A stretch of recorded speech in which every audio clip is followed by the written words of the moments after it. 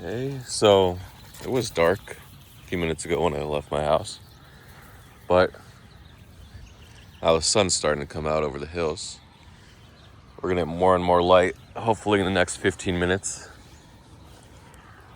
I wanted it to start completely dark, but it's like it's not gonna start dark. Anyway, crypto vlog for Juneteenth. Holy crap, it's Juneteenth today, June 19th. Any other memes, good memes? I don't know. But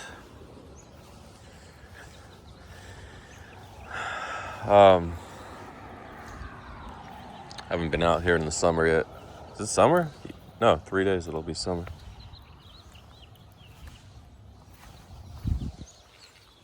Are we gonna get frogs in this vlog? Maybe. But you're here. Are those giant horse poops? I think they are. Let me see. Yeah, it looks like they're fresh. Maybe from today. So I learned a lot, losing most of my money. Yes, I did. Officially, it's official. I mean, I did lose most of my money. All you need is one trade, so people are always like, what should I do? And you just need that one good meme trade. Memes are volatile. News trading, there's a lot of edge there, but it's also volatile, so I'll talk about that in a minute.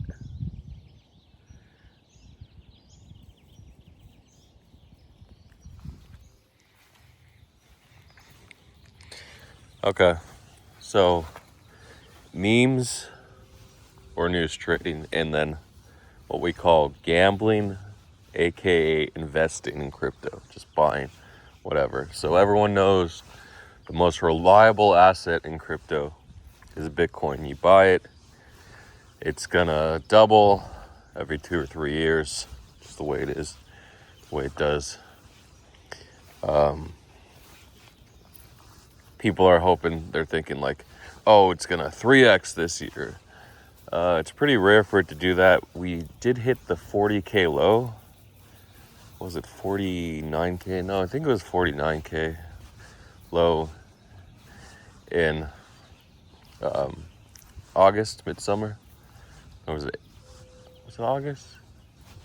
Let's see, May, June, July. No, July. I'm trying to remember. Yeah, I think it was August because the Trump convention was July, so right around August 5th or 4th, depending on where you are, of last year, of course, because we're not in August yet of this year. So we did hit that 49K level, and that was good. Someone got liquidated. We might have retested it, actually. But Trump was winning, and then we hit the 112K level. We hit 109K in January. Then we made new highs, and everyone was like, blah, blah, blah, blah, blah. But we had alts that made lower highs. Alts never make new highs unless Bitcoin really smashes the previous high. Previous high was what, 73K, 73.8K in April of last year. So then it smashed it and went to 109K. And so, but going to 112K is not a smashing. And right now we're at 105K or so. Pretty good how it's holding on. Stocks are holding on despite the war in Iran, which I'll talk about for a minute. And anyway, so yeah, with Bitcoin, pretty good run from 49 to 112K. 2.2x or so. 2.25x.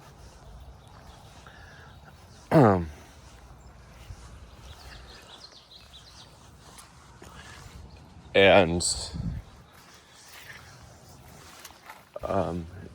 yeah, but this is like a historical run. Then everyone's buying Bitcoin as reserves. Trump's trying to get it on as reserves.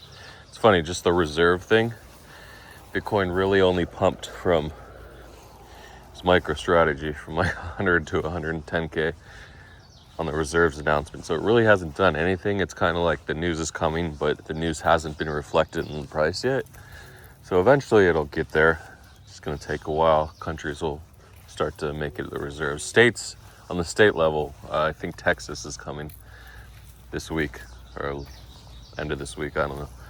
Where it said the governor's likely to ignore the bill. So I guess with states, if they ignore the bill, it automatically passes. I guess it's one of the things that happens. So it's becoming official that Texas is going to be the first. No, I think Wyoming might already have a state reserve Bitcoin, but yeah, Texas will be the first or second state to make it official. But states just don't make as much as the federal government. They don't print their own money, so it's not going to have as huge an impact. But as more and more states get on board, the federal government is more likely to pass a resolution. So it's just going to take a while. It might be sometime in 2026, 2027 when it actually becomes an official reserve. But yeah, like seizures can be part of the federal Bitcoin reserve, strategic Bitcoin reserve, and tariffs, taxes on imported goods can become part of that as well. But of course, he needs the people behind him. Does he have the people? Maybe. He says he has a 54% or 55% approval rating in a highly biased poll. I read he had a 42% yesterday, so, and he posted 55. A little misinformation, but we'll see. So, news trading, I'll go back from Bitcoin to more volatile assets. What do you got there? News trading. Is that just a feather? Yeah, it looks like a crow's feather.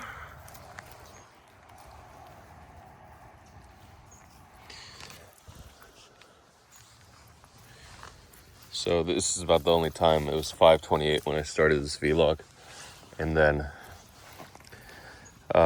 sun was already out, and it's still cool. Like, if I cared enough, I would have a little sweater on, but whatever, I can do it with the goose pimples or goosebumps.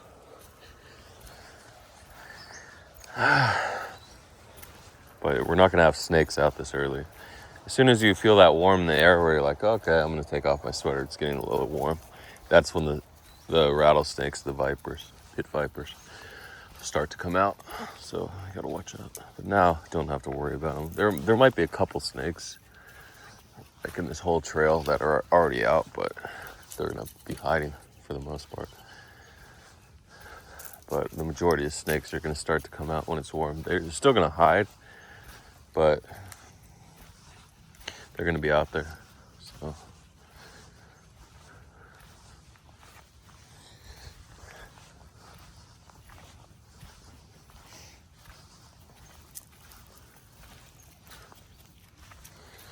I think I'll do about a 20-minute video. It's been a couple weeks since my last one. A lot to talk about. Some horrendous plays by me, so as I foreshadowed at the beginning of this vlog. Okay, so news trading. So you buy meme coins, you buy news trading, and you got to buy the stuff that's hot, or you can even news trading. So when there's not a lot of news, there's memes you can buy. You can make a few $1,000s on a meme, or if you're like K something, I don't know. From TreeCap, you can buy 4% or 5%, and if it goes to 2 million, boom, you got 100,000. Not 100,000, probably 50,000. So there's a lot of way to play news. Get on the feed, but the problem is you got to get on the feed, the news feed, and watch it all day long. So thing with news trading is you look at, I'd say 90%, maybe 80% of news trading, news traders P&Ls are up only, and then another 10% are up only with a like a large correction where they gambled wrong, or their investments, they wanted to trade other perps and gamble with them. And they had a small dip, and then it was up only. And then the last 10% are just losing news traders. Just they like to gamble. They don't like to stare at the news all day. They're only watching it 2 or 3 hours a day, blah, blah, blah. But majority of news traders, 80%, 80 to 90% are going to be up only. And then you'll have like the elite news traders, 10 to 20%, which is a lot, that are like super 10x in a year. I think Hyuk was like 1,300% or something since November. And he's just good at what he does. He gets in, he makes money, and that's it. But why? Let's analyze why he's so good. Somebody in Tree Cap Sub Lounge yesterday wanted to know why he's so good. Well, got to stare at the feed all day. And then the smaller trades that tend to wick up quickly and then retrace, you want to get in early so you don't take losses. So that's usually the first 5 or 10 seconds when the news comes. And that means you really have to be on it when the news comes. You can't be like, oh, there's news, I wonder what I should do. No, you have to be, this is it. I'm skimming the article. It's like the tweet's 3 sentences, or the blog post is 3 sentences. And in like one or 2 seconds, I want to pick out the keyword. Well, now we have auto detection for keywords thanks to Wasa and Ikata. But once those keywords come for the, you know what it is, you're going to think, is it worth longing? So to do that in 1 to 2 seconds takes crazy skill. The average person probably does it in 3 or 4 seconds. And then buying in, execution, the double click, the single click, is going to take you another couple seconds. And then sizing, you got to calculate all this in your head. Usually you have like big news, small news buttons, like 100K, 200K, the 500K, the million, and then 2 million for ETH and Bitcoin, sometimes Solana. Maybe even Trump, you'll hit the 1 million button on a Trump news coin. Anyway, that's news trading. It's just, it's very, I'm not gonna even say it's difficult. It just takes practice, and you have real money on the line, so you have to be diligent enough to sit there. Sometimes you'll go 2 or 3 days without even making a few $1,000s on a trade. So it's very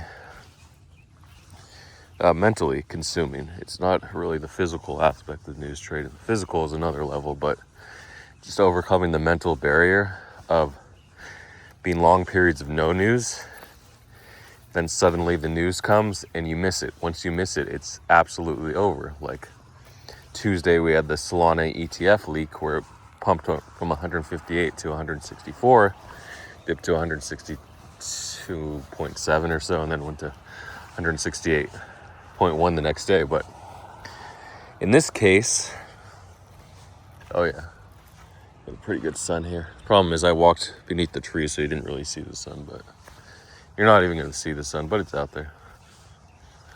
That's why we have light, right? So there's going to be a long periods you miss that news, like the Sol ETF on Tuesday, and then you're like, okay, I missed the news, blah, blah, blah, any other news? No, I FOMO'd long, and I ended up losing freaking 69,000 at one point. I recovered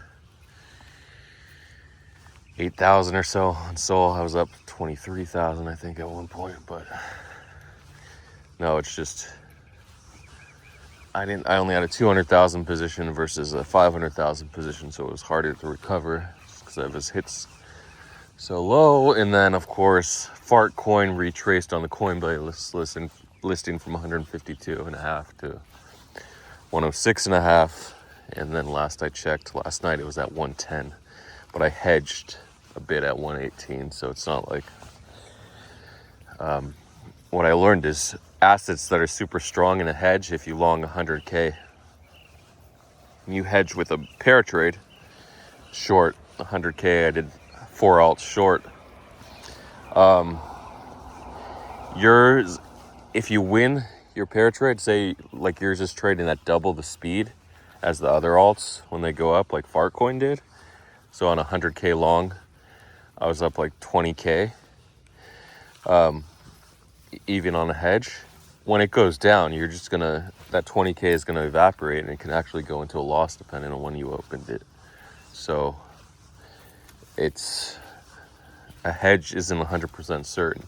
Generally, if your asset is overperforming on the way up, it's going to overperform on the way down, meaning you're going to take a higher loss compared to the other assets that you're shorting. So does that mean you can flip short on the way down and then long on other assets as a hedge? Yes, you can, but the timing is tricky. Usually the listing announcement is the top, as we saw on Coinbase. I was just hoping it would perform a bonk and do a 3x, or I just wanted a 2x. So at 150, I just wanted like somewhere between like $2 and $2.20, and it just didn't have any momentum as the market showed us. But I was just hoping it was that one anomaly where everyone's like, oh, Coinbase is back, Coinbase is back. But no, there wasn't a phantom market maker pumping it. There wasn't increased demand among the trenches for Fartcoin. It was just done as soon as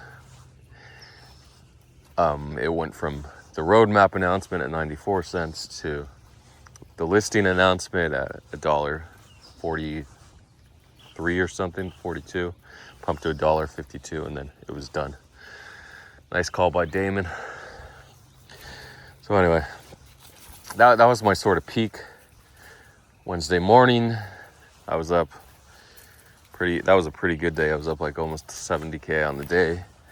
And I should have closed, but I didn't close, so I ended up losing the 150K in my perps balance because the war in Iran was coming in on Wednesday morning. The actual attack on Thursday was the actual attack by Israel. Thursday morning. I think it was Thursday afternoon. So I lost another 50,000 or so, 100,000. Yeah, I think of those 2 days I lost about 150,000, 160,000. And they were just 2 bad days. So if I would have just sat out. So you always have to consider when you're gambling on perps, just randomly, there's going to be a black swan and you're just going to be obliterated. So if you're on like 10x leverage and we dump 5%, you're going to lose half of what you have. And then in my case, that $500,000 so long, I only had 50K in my account, about 10x, and it dumped 10%, 16, no, 20, something like that. No, 15% or so. So I did lose the 69,000. And unfortunately, that's the way it goes. So news trading, you just want to stick with it, but it's very boring. It's very difficult. You're going to have something to do on the side. You're going to have to sit in front of your computer for a good chunk of time, like 8 to 12 hours a day. Some people do the full, like 16 hours. Zeus doing 20 hours waiting for the war news, but the war juicer came. So we had that war juicer on Thursday, and then again on Monday evening, we had Trump saying, Iran, I warned Iran, and now look, they're gonna have to pay the price. So that's like a scary war mongering tweet. So that's why we dumped there. So anyway, that's the way it goes. Do I want to walk another 10 minutes this way and then 10 minutes back? Do I want to add 20 minutes to the walk? I don't know. Oh, you got a thorn? Oh, you're okay. So now it's starting to warm up. It's still not warm enough to take off my hypothetical sweater, but maybe in like a half an hour it would be. So I may turn around just because I got the news trading in my head. So yeah, I've been wiped so far down, and then it looked like the market was recovering over the weekend, Sunday. So then I stupidly longed ETH, or Monday. I woke up and I'm like, ETH 2650, okay, let me foam along 2655. It worked last time. Last time didn't have a war looming. It didn't have the market correction looming. So I had to stop at 26.20, which would have put me at like minus $2,800 on my 200K ETH long, except I'm like, no, I'll just keep trying to buy the dip here. And no, I ended up losing 17,000 on the ETH long, and I was only down like 3,000 or 4,000 when it bounced. But it didn't close, stupidly. I thought, okay, the market doesn't care anymore because we've been bleeding out last week, but apparently it did care, especially with Trump's more threats. And then Tuesday was sort of like continued to bleed out. And we bounced, though, for some reason. People thought it was a weird twop. Maybe it was the Stablecoin Act. People were front running. So we went back to 25.40, then we bled out again to 24.94 in ETH. And then we were at 25.17 or something, 25.20 when I went to sleep last night. And I didn't check prices. Trump didn't tweet. Nothing's going on. We were waiting for that B2 for the U.S. to get involved, officially get involved, or lend the B2 so they can strike the last 90-meter underground facility in Fordo nuclear facility, which is located about 140 kilometers south of Tehran. So if you see south of Tehran, near the city of Qom, QOM, it's probably a good time to short, even if you don't get official confirmation. But that's going to be the big attack. So once Israel's actually doing two things, they have to take out that last nuclear facility with the help of the US B-2 bombers, stealth bombers, and they have to sustain military attacks from Iran. Iran has been launching their Fateh missiles, which are hypersonic. They can go 5 times the speed of sound. So what is that? About 5,000 kilometers an hour or so, 3,000 miles per hour. And they're just harder to defend. Israel has to spend $2 million per Arrow missile, Arrow 2, to take them out. And there was a video last night of 10 missiles from Israel. Presumably arrows. They could have been regular missile defense systems, but I don't know like the difference. I think ballistic means hypersonic, but they could have been like the cheaper defense missiles only cost 50 to 100,000, but these arrows cost 2 to 3 million per missile to take out. And then the ones that take out nukes are like 5 to 10 million, but they don't have to use those. Anyway, yeah, these are powerful missiles. They cost a lot of money. Oh, look, this is a cool rock face. I used to go down it in 2020 during COVID. Actually, right before COVID. I had a lot of good hikes. Okay, so that was the news. Haven't done this.